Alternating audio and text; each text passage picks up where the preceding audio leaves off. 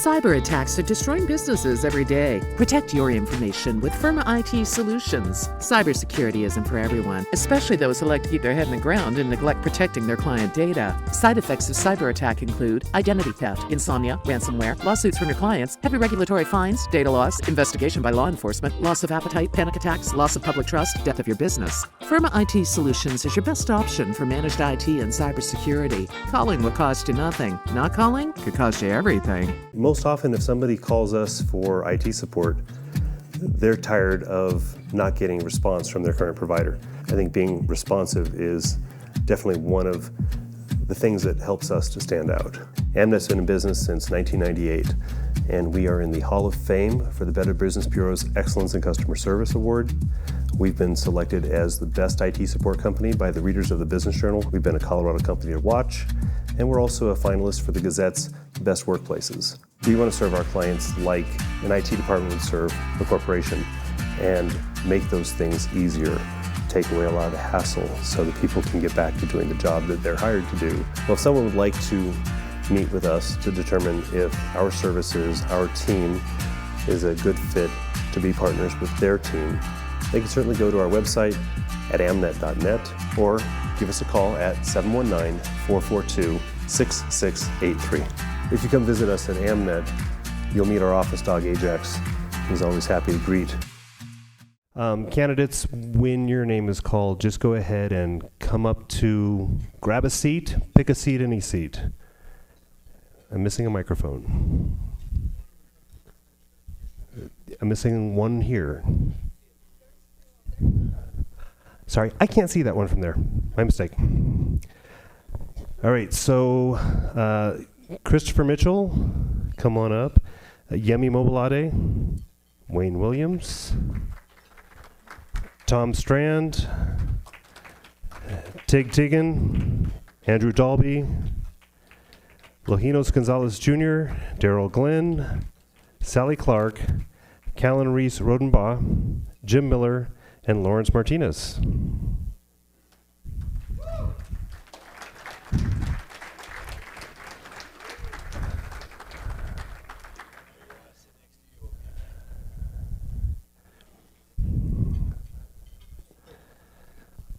So first of all, I want to thank all these people for being willing to serve our city as our next mayor. So before we get going, let's just give them all a quick hand.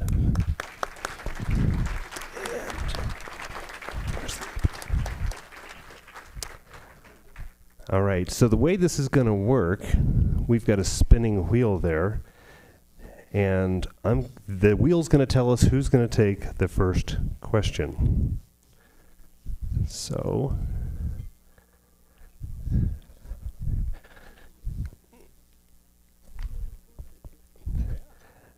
looks like Tom Strand.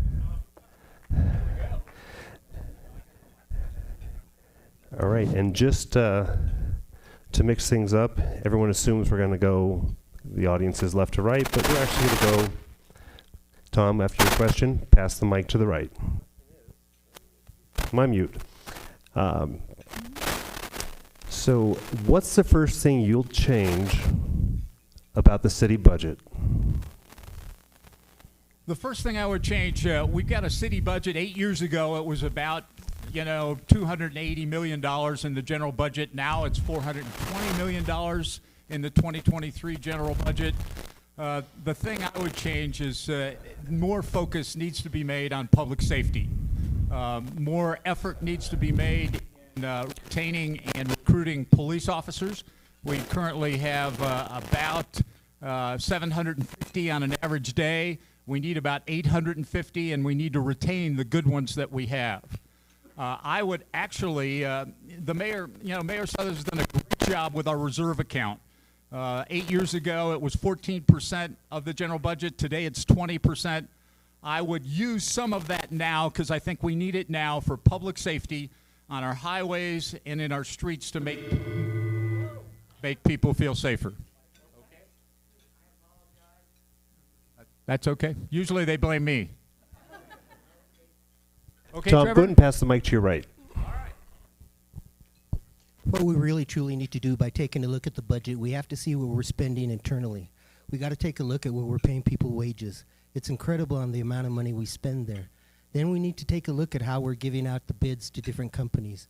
We need to make sure that the companies we're choosing are in-house or here in Colorado Springs. One of the reasons why we need to do that, we need to increase the ability for people to make better money here. It doesn't seem like these people who are making what they're making have a place to live. There are many families who are now living together than ever before in Colorado Springs. We're rated as one of the best places to live, if you can afford to live here. We've got so many kids who have gone to school here, grown up here, but can't live here. Also, as well as the budget, we need to take a look at what we're doing as rebuilding. We need to take a look if we're spending too much money in building places for people to come. We've got a great place already. How about we build things for people to be able to stay? And we're going to move over to the other edge here and work to my right. A lot of the same great ideas, pushing a lot of the funds towards obviously public safety, but we can't really push just money to public safety also because I think we got a revolving door issue with our crime, but we got to focus on, like he was saying, keeping people here. If it's too expensive, people are going to be leaving. They're going to be moving out, especially a lot of the low-income families that are really struggling here. So we got to look at maybe taking some of the city budget, some of the funds, and putting it into trust so we can have a long-term plan to truly help with the low-income families, and just go through an audit and see where the redundancies are, see if there's any fraud, waste, and abuse. And I think that's one of the biggest things a lot of the people that I talk to are worried about, is mainly just the redundancy and the waste that's going on within our city. Again, versus, you got allocated stuff for the roads and they go and fix sidewalks or they built a stadium. You got to put money where it's truly supposed to do. So if you got a budget, you got to stick to what the budget's planned for and to help increase our city. Thank you. I will remind our panelists that we need to stick to a strict 1 minute time limit for answers. So concise answers will get us through more questions and people. Just pass that out. Thanks. Hello? All right, there you go. All right, so one of the biggest things that Christopher Mitchell. And I just wanted, when I was out getting petitions, one of the biggest things I was hearing from the people that were signing my petition was the fact that we do not have good service coverage. As we are growing as a city, we are diluting service coverage, that whether it be public safety, whether it be snowplow services for cleaning up the roads during snowstorms, all of these need to be looked at and have reallocations for that. So I think it's really very logical that we take a look at growth is affecting coverage in service areas. And that is one of the primary things that, as an engineer running for office, that I would think would be a logical starting point. And then also the other aspect of where we are is that we have to look at infrastructure funding. Thank you. I'm County Commissioner Lojinos Gonzalez Jr. I'll look at the budget and find how we can, again, prioritize and get additional funds to our public safety. I truly believe that public safety is government's #1 job and needs to be prioritized and better funded to address the issues of rising crime. In the city, we saw the homicide numbers increase 22% last year. We need to do better. We need to improve that. And so we need to better fund it. We need to address the retention and manning and recruiting and make sure that we're doing enough there to make sure that we provide those essential services to our community, because our community deserves it. And I will make sure that it happens by addressing those issues. I've had experience working side by side with law enforcement during my time in the military, and I spent 6 years on the city's Public Safety Sales Tax Oversight Committee the last year as chair, working with our local police and fire chiefs. And I'm going to emphasize that. Make sure we're doing an efficient budget that then prioritizes our public safety, roads, and infrastructure.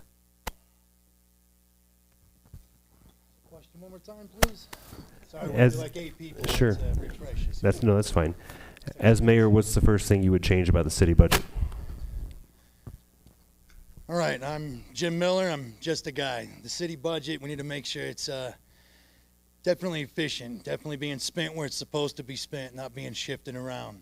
I'd have to look at it, obviously. See, I got 60 seconds. I can't tell you anything and everything, and I don't know everything.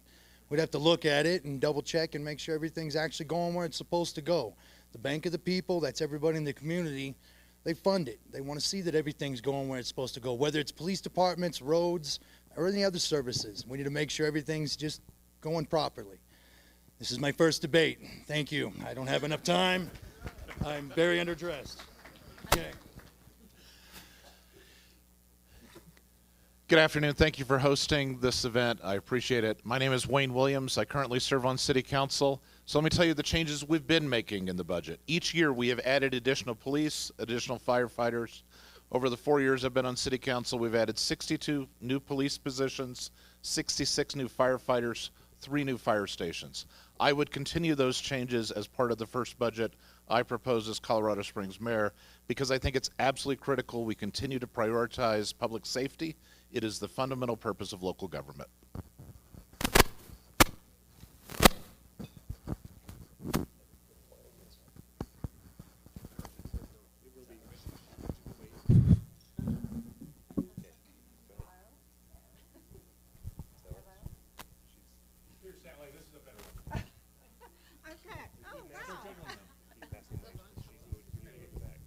There we go. Okay, everyone here, hear me? I'm Sally Clark, and thank you Rotarians for hosting us today. I appreciate it so much. I have worked at the national level and at the local level, and I'm a small business owner. And throughout my time, I know that you can't just knee-jerk and decide how you're going to spend money. So the question is about the budget. How we do that is when I'm elected and come into office, I will put together a 30, 60, 90-day plan and engage the citizens and create a transition team to break out different components of the city budget and take a very careful look at everything that's being spent and find out where our citizens want their priorities to be. I believe in public safety. I believe in all of the things that our city does to make a beautiful place to live and a quality of life. But importantly, I need to look at the budget and get the folks together to decide how we spend our money and how we are accountable to the citizens of Colorado Springs. Thank you, Sally Clark.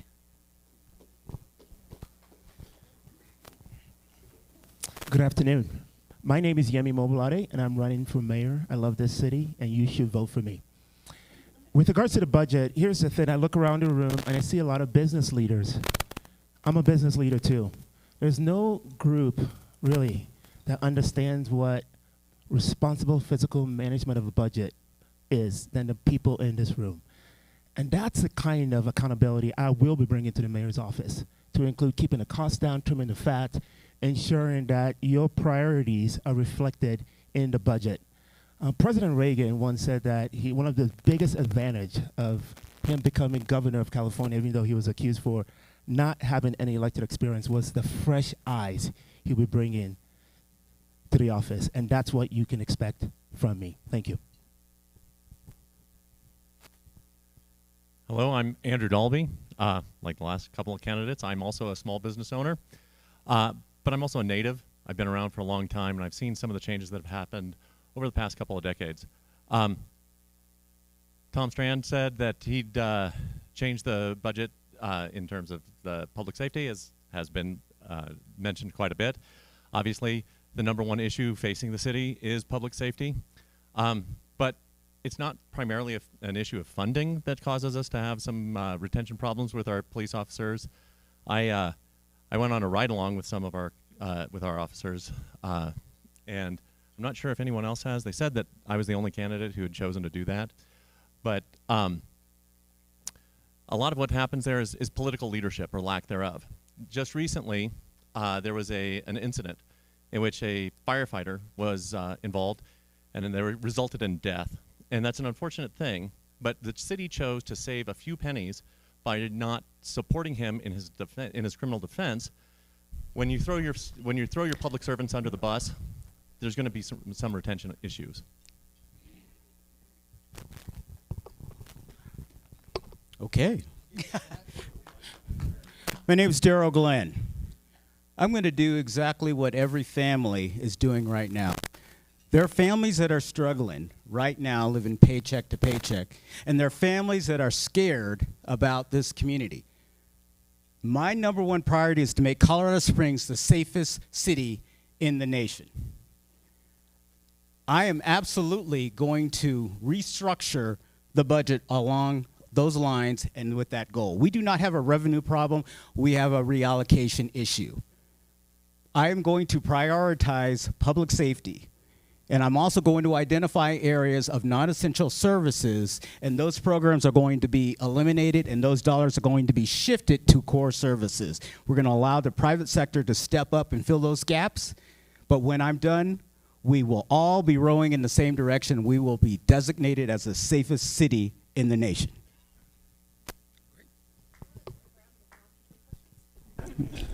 We can clap for the group. How's that? All right, who is going to start us off next? And it landed on Sally Clark. So,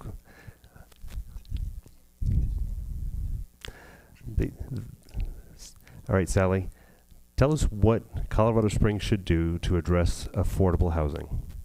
That's a great question, and it's probably the number one thing that I hear among constituents that are concerned about it. One of the things I would say is if we look at the water rule that's currently being considered by ordinance of the City Council, we need to take more time to study that.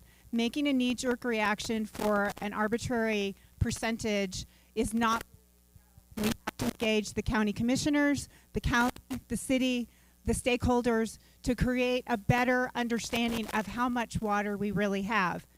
With that in mind, if we don't grow, we will not have affordable housing. And so it needs to be a collaborative approach by bringing people together to discuss this issue and to come up with new innovative ideas where we can truly find some answers, working with the Housing Authority, working with the new housing, affordable housing initiative group to make sure that we are listening to the public, but also providing a place for the American dream, which is to own your own home.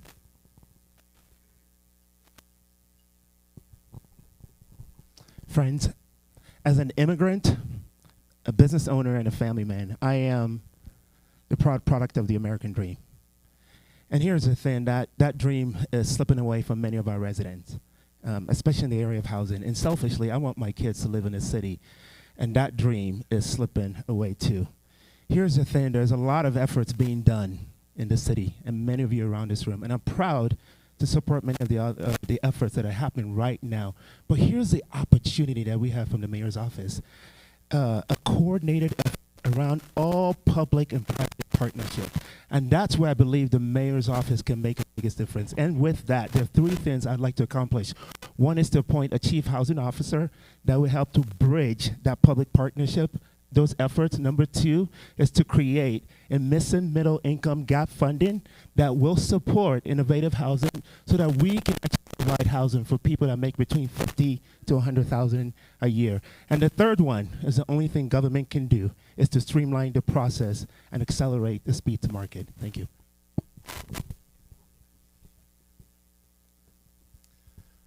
With apologies, I think Yemi's got that exactly wrong. I don't think that what we need to do is create a new housing department and fund things through the government.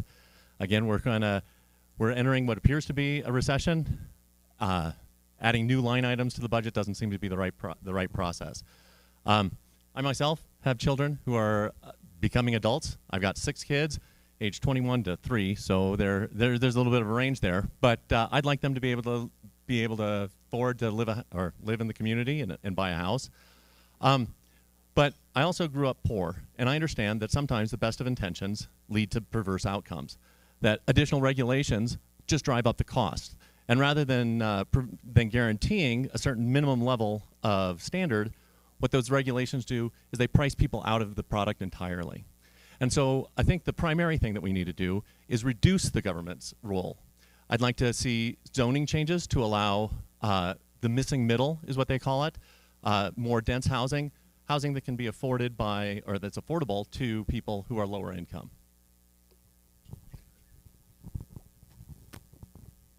Okay, Daryl Glenn again.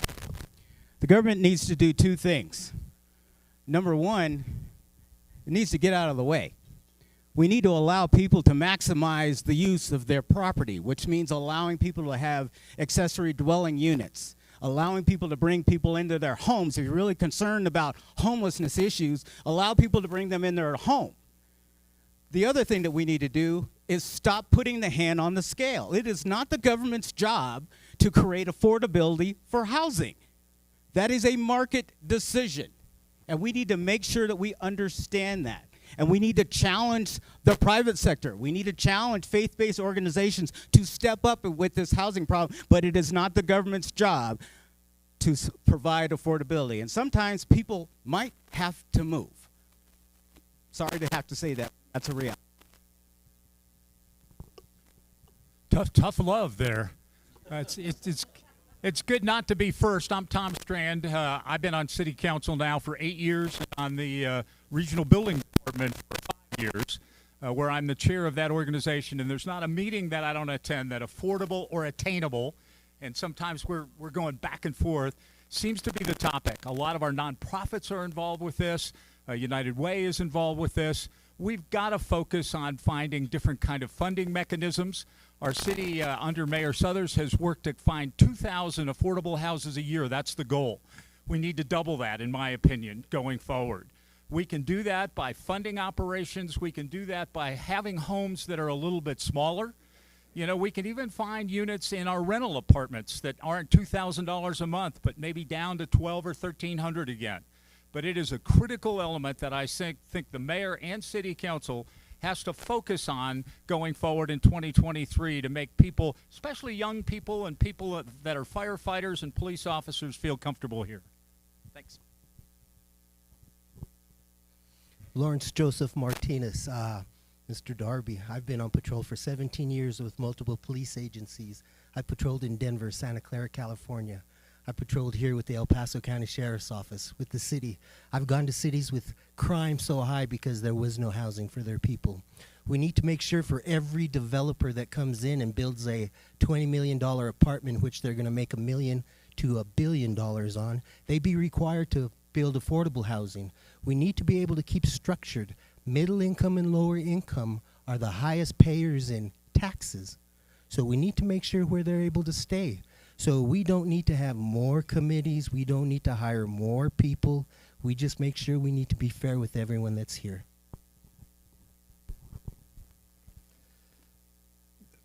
Just like a lot of these gentlemen and lady up here, the government's they got too much controllers, too much regulation, too much red tape. I don't think the city should be in the middle of building homes for the low income. We should be able to streamline the process to get the low income, get vouchers, to help with the voucher system, help with trust funds, so we can take the burden off the taxpayers. Again, growing up here in Colorado Springs as a low income kid, I've been living here for almost 38 years, 40 years going on. Growing up in elementary school, again, bouncing around from house to house, one biggest problem I always hearing from my mom is just there's barely enough funds for us to get by. I mean, we're doing things that a lot of people shouldn't be doing. But again, we're low income. We have to fight. Every day's a fight. Transportation was a huge problem because we didn't live close to transportation. A lot of people don't even think about that. When you're low income, one of your biggest struggles is that transportation. If you don't have a vehicle, you're not close to the bus, you're walking 3-4 freaking miles to get on a bus. That's one thing you also got to look at. So we just got to cut the tape is what we have to do and give it to nonprofits. Okay, basically, I am subscribing to what I call graduated growth planning. It's a set of policies that focuses more on stability in the housing markets and in the growth dynamic of the city, rather than one-off issues, one-off projects. Because right now, a few days ago, I went down to the Planning Commission, listened to a hearing, and I see that the city focuses more on a project over here, a project over there, and there's no connectivity between those projects in terms of the comprehensive view of how the city's growing. And if I'm elected, I'm going to implement what I call graduated growth planning policies to address not only that issue, but also the affordable housing issue? Again, I'm Lieutenant Colonel, retired Lojinos Gonzalez Jr. We need to continue to grow if we're going to attack affordable housing. We want to make sure we're doing it in a smart way and in multiple methods. One, I've served on the County Housing Authority where we address the lower end of the spectrum with grants, programs, and as well as sponsoring private activity bonds, which cuts costs down for construction and for those homeowners. We need to address it, very importantly, by cutting red tape and getting government out of the way. By cutting down those timelines, you're saving money for the construction and allowing the affordability to come back down so that people can afford to move into this. And then you've got to grow smartly, make some long-term strategic plans. That's why I've asked for all the stakeholders to come together on a water and long-term growth plans so we're growing in areas where there are already essential services in place and utilities in place. And lastly, you know what's going to hurt housing affordability is if the city goes forward with any plans that have not been laid out that would potentially give a developer a monopoly. That should be tabled until all the stakeholders come together so we make smart decisions. I already got one. Thank you. Hear me? Okay, once again, I'm Jim Miller. Affordable housing. It's not always ownership. It's also rental stuff. So a few things that probably should be happening is also when people have leases, right? For instance, and someone new comes in and buys it. Maybe those leases should be honored with the people that are already living there and keep them at that budget that they already had for X amount of time and so forth. Unless they come to an agreement with the new owner.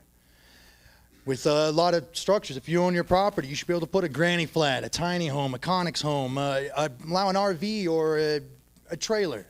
So you can help, you know, house maybe your friends, your family, your neighbors, whoever. The stuff's there. We just plug into the amenities. A lot of the humanity gets lost in a lot of this and a lot of the, it just needs to be accessible. And it's not always ownership, like I said. Maybe the utility company stuff, if you are a landlord. I'm sure there's some landlords here. What happens when a tenant moves out and they don't pay the utility bill? You get stuck with it. What are you going to do? You're going to get your money back, aren't you? You're not going to take a loss. You're going to get the money back. So maybe that needs to follow whoever didn't honor their utility bill as well so you don't take it out on the next tenant. There's a microphone for you, buddy. Thank you, sir. Hey, as we go through, when folks are answering questions, just maybe say your name again so that our audience gets that ingrained into their minds. Mr. Williams. Thank you. I am Wayne Williams. Back in 1994, Bob Isaac asked me to serve on the Colorado Springs Housing Authority Board.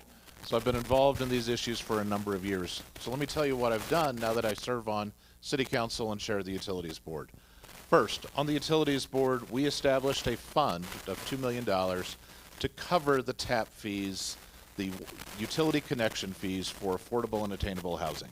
Second, we eliminated through a waiver process or a rebate process the sales and use tax on attainable and affordable housing at the city level. Going forward, we need to expand that at the state level. We need to expand that elsewhere in our community. And we need to also work with the legislature to reform our laws so that we can have condos built, because right now, despite the thousands of homes in Colorado Springs that were built, there were only 7 condos built. That's that entry-level product. We need to change our laws so that's available.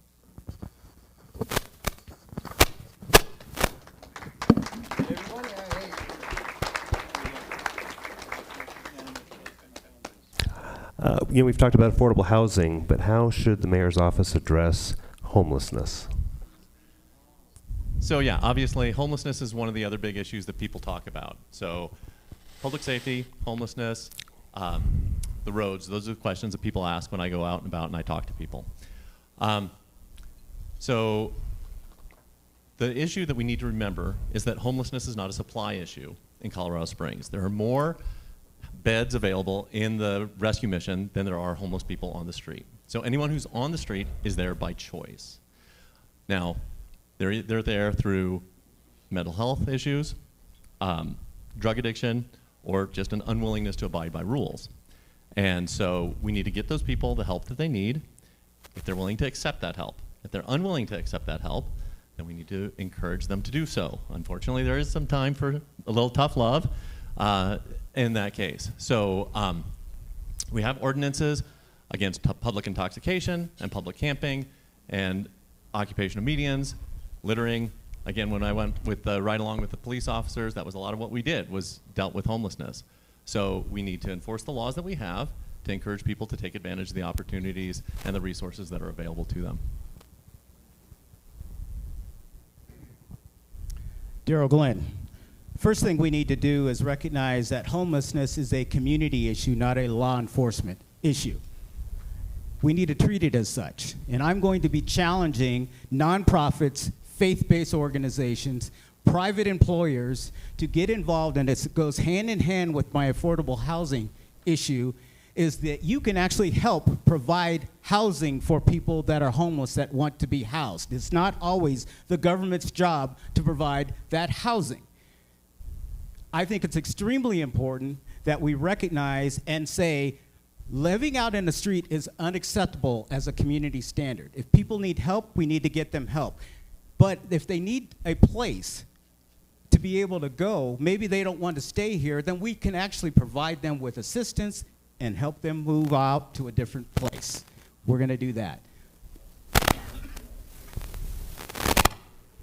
Again, Tom Strand, I'm city council for 8 years. When I came on 8 years ago, we do a point-in-time account for our homeless population in February. Back in 2015, 2016, it was about 2,000 homeless on that point of count. Last year, it was about 1,400. Do I think we're doing better with our homeless population? I do not. There are three categories that we have to focus on. One are families, either single fathers or mothers with children, and the Marion House is doing a terrific job taking care of them.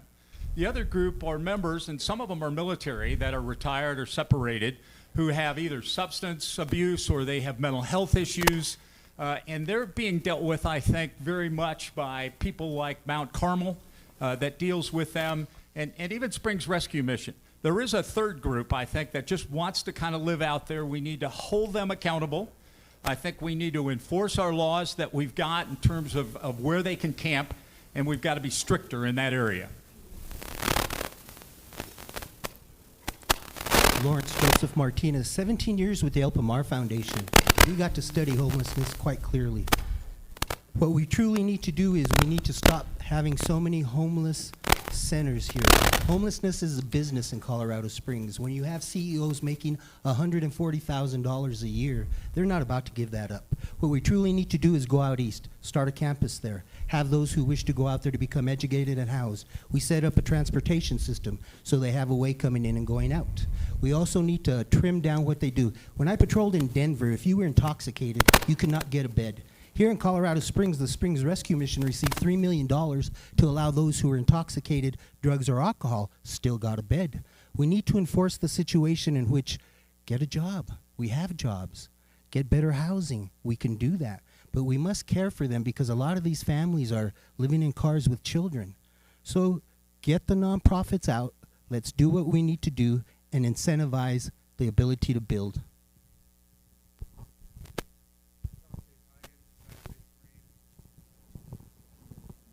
I got my own nonprofit, the Tigan Foundation Beyond the Battlefield. I've worked with other nonprofits. We help first responders and veterans, and we've gotten first responders and veterans off the street, and they're not there willingly. It was mainly they got in struggles, so it was drug addiction. It was mental illness. So unless you start getting the root of the true cause, you're never going to end homelessness, but we can reduce it. One, you got to get them into rehab if they have that issue. After you get them to rehab, then you have to have a shelter care. You got to get them to where they can permanently get into a location to where they can truly recover. Then you got to get food banks, clothing for them so they can provide it for them. Then for a job, you got to make sure there's like a folk rehab system if they don't have any job skills, so they have a way to rebuild their own entire life. Then you have to have, again, the community is the one that needs to be responsible, not the city government. And again, you get the nonprofits involved, and then again, get trust funds, get things growing for the future generations. So when this does become another big pandemic that shut a lot of business down, that lost a lot of people's jobs, they have something to fall back on. Christopher Mitchell, basically I'm getting the gist here that we're all in agreement that the homelessness issue is a law enforcement, public safety issue, and then we need to provide what I call a redemptive path. on a case-to-case basis, because as Andrew said, we have people who are willfully being homeless, and then there's people who have drug addiction problems, mental health issues. But I think really where we are on this stage here is that we have to define and really look at what the redemptive path is. I've heard some ideas here stated about housing and various rather specific things, but I think really what it comes down to is a comprehensive view of when one is in the mayor's office, they need to first assess the public safety aspect of it and then reach out to the community, and that's the important thing. I will reach out to the community to find the support structures and have those people be partnered with the city to find those redemptive paths forward. County Commissioner Lojinos Gonzalez, again, we need to bring the community together. We need to be the voice. We all need to participate. This is something that the government agencies, the nonprofits, the faith-based communities and churches need to come together to address this properly, because this is still our community and these are our residents that we all want to help. It does have to be addressed from different areas. It is a public safety issue. It is also a public health and wellness issue. So we want to make sure we're enforcing the law, we're doing the cleanups, because as we've seen in the last several years, fires, crime, other incidents, they have to be taken care of and addressed so that everybody feels safe, and we're going to do that. I want to make sure as well that we're taking care of those in need. I serve on the Colorado Board of Veteran Affairs, and there are things we can do for those veterans in need. I serve on the Board of Health, where we can address and help those that have substance abuse or mental health issues, because those are things we can help them with. We do need to address this from both sides, public health and public safety. Thank you. You can hang out on that. Thanks. All right. Jim Miller, once again. All right, number one with the homelessness.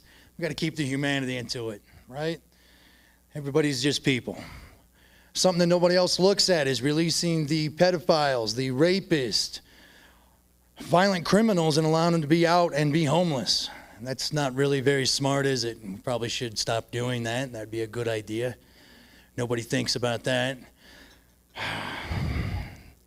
We got to double check to make sure that a lot of the charities, the nonprofits and stuff are delivering on what they're saying they're delivering on for the homelessness as well, not just saying they're providing stuff. Let's do a little more verification, double checking, make sure they're delivering and not just taking money and pocketing it. So pretty hard to put homelessness in 60 seconds. That's not very much time. A lot of spokes on that wheel. But I will adhere to the time. So here's the next guy. Thank you. My name is Wayne Williams, and as my colleague pointed out, Colorado Springs is one of the few communities in America that's actually had a reduction in the number of unhoused homeless. And that's an important step. It is not the end, however. We need to continue to work, as we have in the past, with our nonprofit community and with other philanthropists in the community. I see Salvation Army here, and the work that they do is absolutely critical. Springs Rescue Mission and General Jack Briggs, absolutely critical. And we have worked with that nonprofit community. We need to continue to. The city is not the place where everybody should be housed. We should work with our nonprofits to take care of that, and we should support them in those efforts. We also need to continue to expand our homeless outreach teams from the Colorado Springs Police Department, alternative response teams out of the fire department, and also make sure that we are continuing to work to accomplish these things in partnership with our colleagues. My name is Wayne Williams.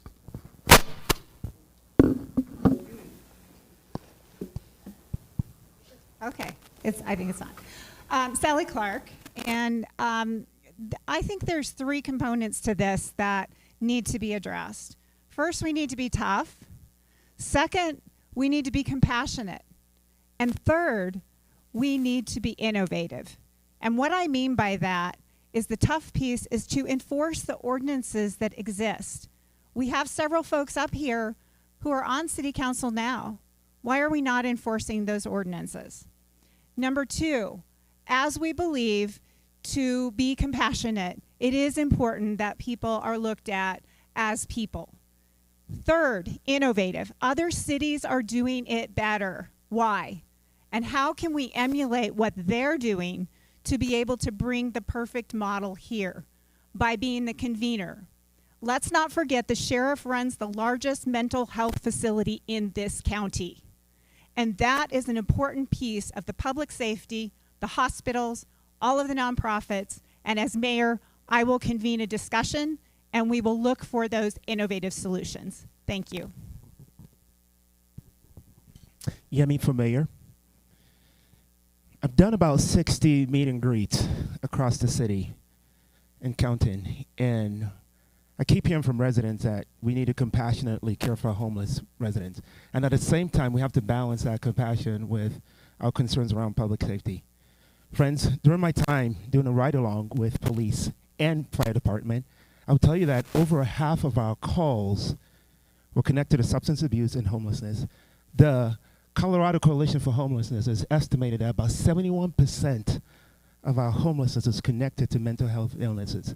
So here's what I'm going to do as mayor. Number one is to boost partnership with a number of local providers who are prioritizing mental health care. And I sit on the board of Springs Rescue Mission. Number two is to increase our street outreach in the behavioral and mental health care to make sure that we can get our homeless residents from the street into housing, health care, and work. And the third one is, and I'm out of time, so, but vote for me. All right.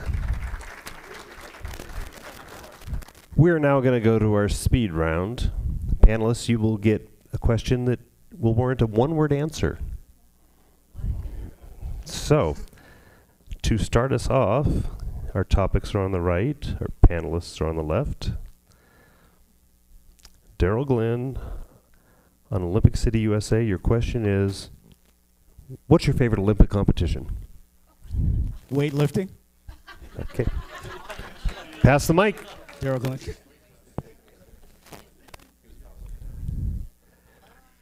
Again, can you repeat the subject? Your favorite Olympic sport? My favorite Olympic sport is skiing.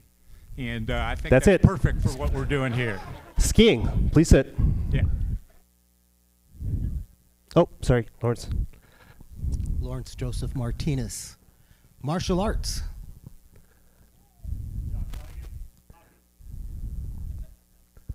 Christopher Mitchell, swimming. Lieutenant Colonel, retired Lojinos Gonzalez Jr., tennis. Jim Miller, hockey. They got a goon. Best position ever. Wayne Williams, basketball. Mine's too. It's ice skating. Jimmy for mayor, gymnastics. I mean, why not? Andrew Dolby, one of the great things about being in Colorado Springs is you get to train with Olympians.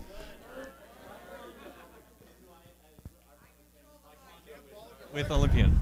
All right. So our next question, we're going to start with Christopher Mitchell. Topic is space, Star Wars or Star Trek?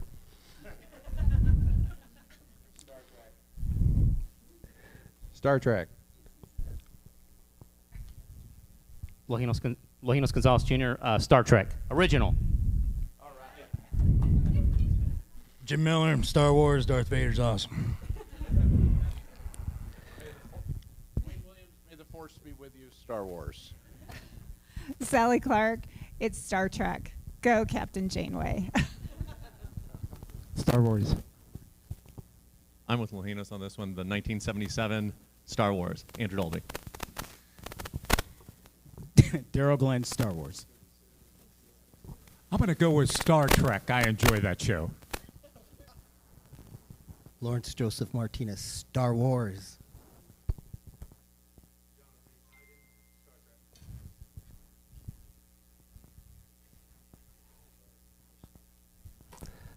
So, Wayne, CSU broadband. Should the city be competing against private businesses for internet access? Yes or no? City's not competing. No, they should not be. Sally? No, the city should not be competing with private business. Yemi for mayor, no. Andrew Dolby, no. Daryl Glenn, no. On the board of directors for utilities, we are not competing and we shouldn't be. No. Christopher Mitchell, no. Lojinos Gonzalez, the companies are saying you are competing, and no. Jim Miller, following instructions, no.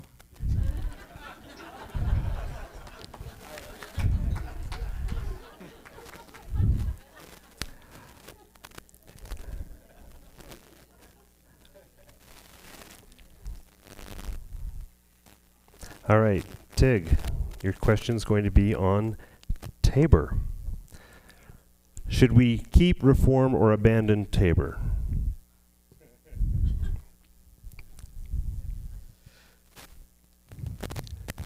Keep. Keep. Okay, there you go. Christopher Mitchell, keep. Absolutely keep. Jim Miller, yes. Tabor's awesome. Keep it. You already have a microphone. Keep. Sally Clark, keep. Yemi for mayor, keep. Andrew Dolby, keep. Daryl Glenn, keep. We're on the same page. Tom Strand, I would keep it.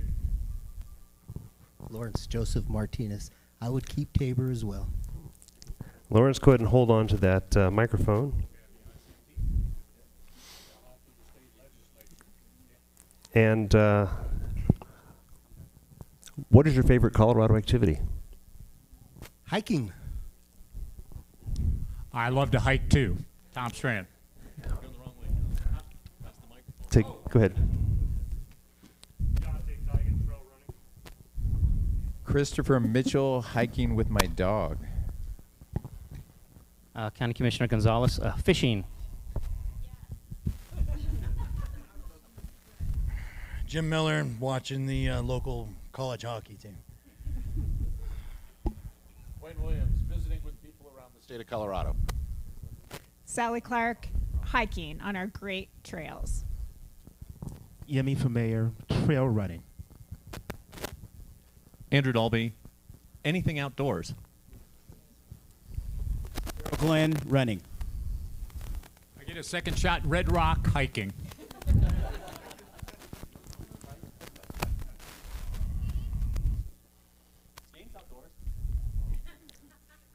All right, Wayne, you're going to start us off. We're down to roads and education here.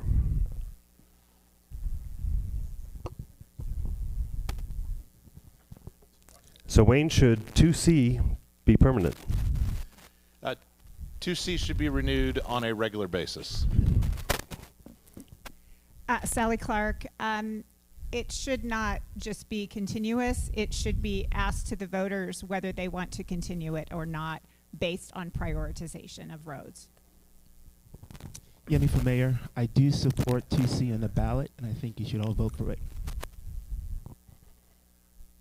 We're getting into the unanimous portion of the debate, where I agree also that it should not be permanent, but it should be presented to the voters periodically. Daryl Glenn, no. Tom Strand, I was on 2C the first time and the second time. Every 5 years, the voters should vote for it.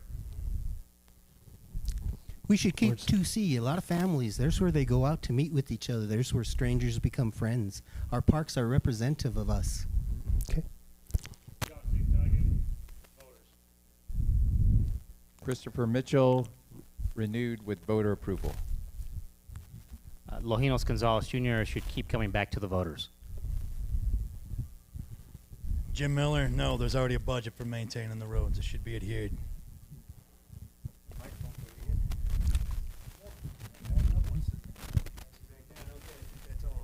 All right, and for the last question on education, the person starting us off is going to be Jim. It looks like it's going to be you. Who is your favorite band or artist in high school?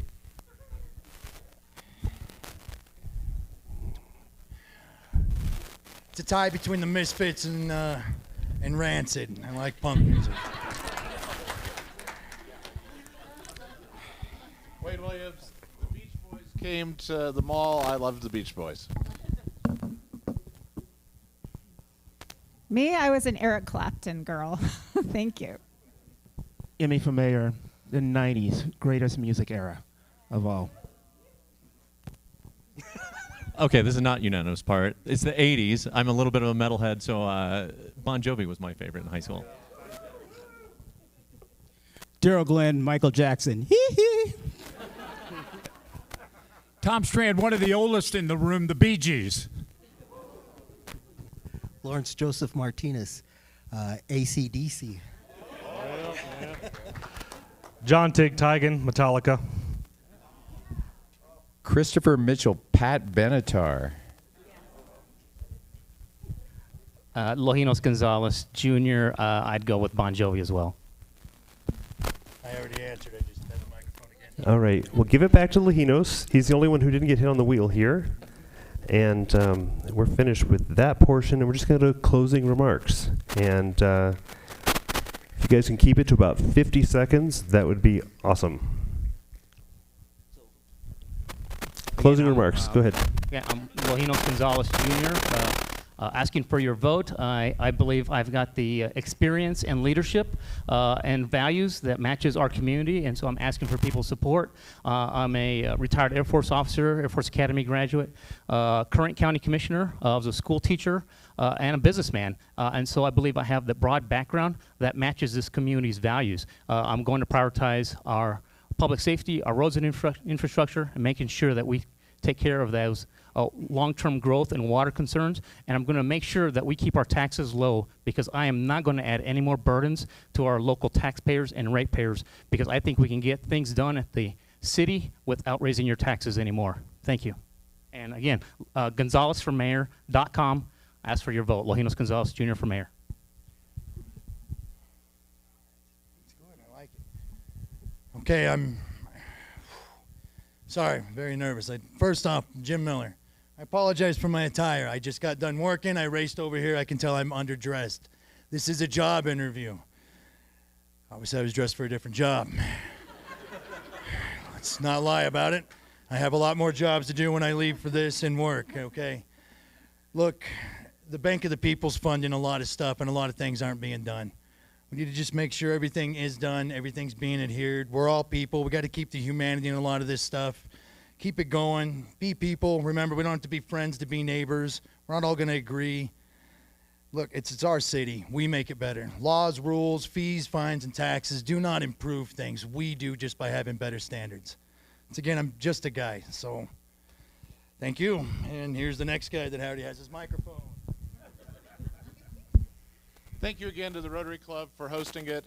I am Wayne Williams. I am a candidate for mayor. My website is winwithwayne.org. I am asking for your support because I have a proven track record of actually getting things done for our community.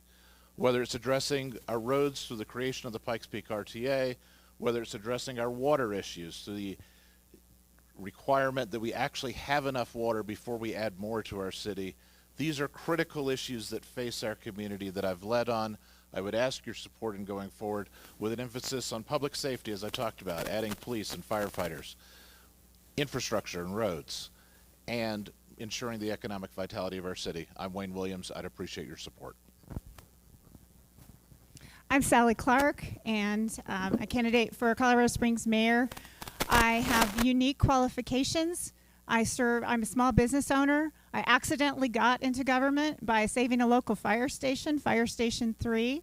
I also served as a city councilwoman, as well as a county commissioner, and was honored to serve our president at the national level, helping rural Colorado across the state with 7 offices. In addition to that, I'm a military wife, and I understand how difficult it is for those families that we need to support in our community. My top priorities are on my website at electclark.com. The top ones are public safety, homelessness, and affordable housing, and you can read more there. I'm Sally Clark. I'm number 1 on the ballot list, and when I'm elected, you'll be number 1 on my list. That's awesome, Sally. First of all, thank you. Thank you all for making time to hear us.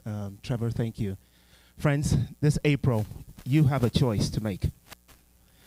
I challenge you everyone in this room to move past just ideas. We're all going to tell you about all these grand, lofty ideas that we're going to accomplish. But my challenge is to use how are we going to do it and what type of leader that you need in the mayor's office. You see, community is only as good as the government, and government are only as good as those that you elect in those positions. So this April, you have a choice to make. It's a choice between status quo and great. We can continue being a city for the few or evolve to become a city for the many. All right? April 4th, I am number 4 on the ballot, so vote for on 4-4. All right? YemiForMayor.com is my website, and thank you again. Andrew Dolby, I agree with Yemi. You've got the choice between the status quo and great, but not sure where the great is there. So what we have here is you can see that we've got kind of a half and half. Half the candidates here have been in office for a great deal of time, and if we're able to solve the problems, they would have. The other half are new faces. I think I'm unique in the fact that I have managed a team of consultants on very large projects for over a decade. So I have the expertise and the knowledge to solve the problems that are facing the city, but you get somebody who's able to do that. Dolby for Mayor is the website, and I appreciate your vote. Thank you again for hosting us, and thank you for your engagement and involvement in the city.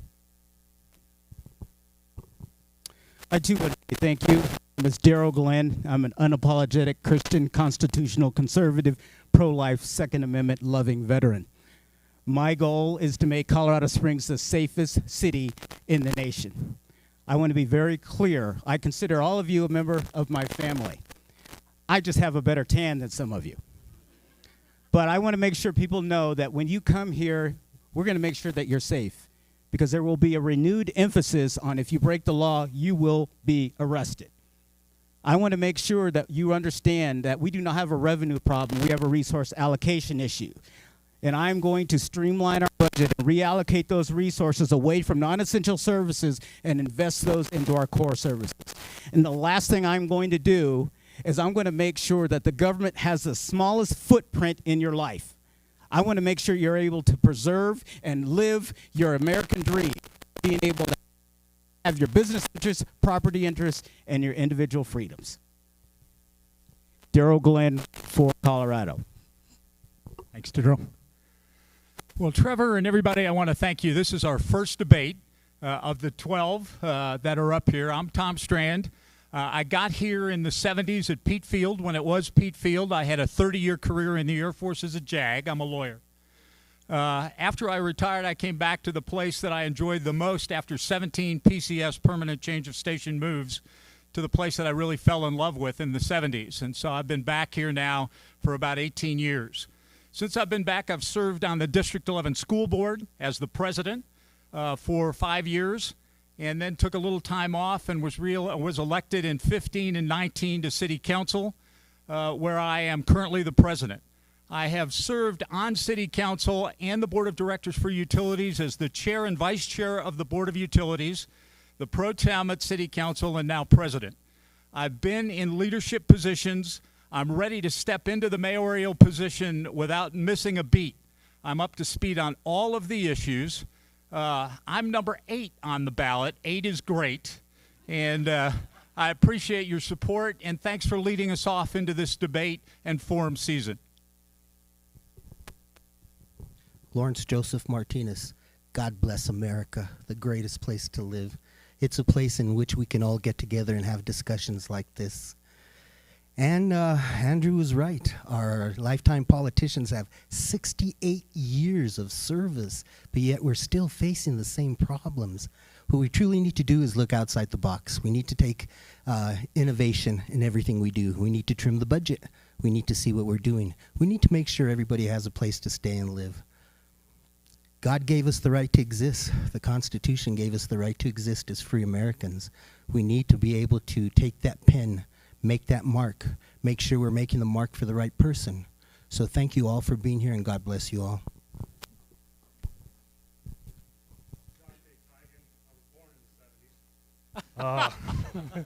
Again, I remember that. growing up here in Colorado, I've seen a lot of change, you know, from elementary school all the way up through trade school. You know, like a lot of them, we don't need any more career politicians. We don't need any more polished people that are running for office. We need true leaders. We need leaders that are going to come up, make a difference, hold people accountable.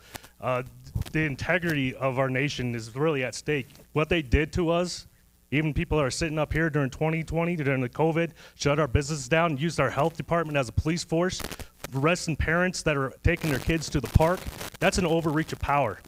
We need to give that power back to the people, not to the government. That's my main goal, is to give you back the power. Because what they did to us and the years that I've been fighting for my nation since I was 19 years old, it's a disgrace. It's a disgrace to all that has fallen. And again, we all got great ideas. You can come up with, you got years to come up with stuff. But again, the leadership in our city, in our nation, has got to change. These career politicians and these polished individuals that are being just groomed to be politicians, it needs to end, because it's destroying our nation. Thank you. John Tick for mayor. Christopher Mitchell. Okay, I'm running for mayor. I'm a grassroots candidate. And I just want to say that I want Colorado Springs to be a leading city in this country. Sally mentioned a while ago about having innovation. And my question is, when you have the same people doing the same things in government and you're not getting the results, how is that innovative? How is that innovative? So there's fresh ideas on this stage, and I'm asking you to consider myself, that I'm an engineer by trade. I've been here for 27 years in this town, and I have a passion to see us to be a leading community in the country, not just in the state, but in the country. Sally talked about looking to other communities for answers. I would hope that they would be looking to our community for answers that work in terms of our growth, in terms of the challenges we have, like homelessness. I want them to be looking to us, not us looking to them for answers. And that's the kind of mayor I want to be. I want to be a mayor that will listen to you, and I won't just get elected and ignore your voice. I want to listen to your voice, and I want to be available for you. And I want your vote. Thank you very much. All right, help me thank all of our candidates today for being here.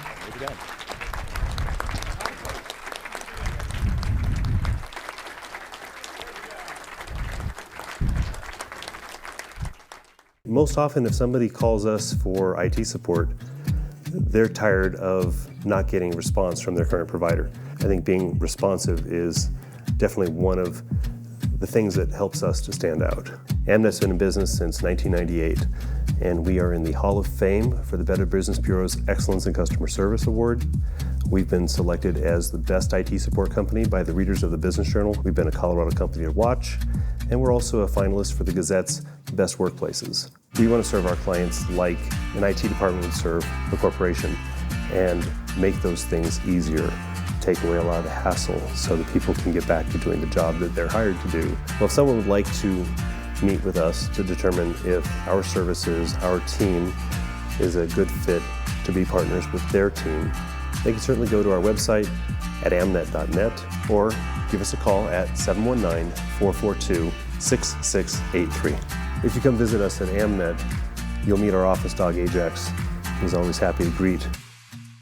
Cyber attacks are destroying businesses every day. Protect your information with Firma IT Solutions. Cybersecurity isn't for everyone, especially those who like to keep their head in the ground and neglect protecting their client data. Side effects of cyber attack include identity theft, insomnia, ransomware, lawsuits from your clients, heavy regulatory fines, data loss, investigation by law enforcement, loss of appetite, panic attacks, loss of public trust, death of your business. Firma IT Solutions is your best option for managed IT and cybersecurity. Calling will cost you nothing. Not calling could cost you everything.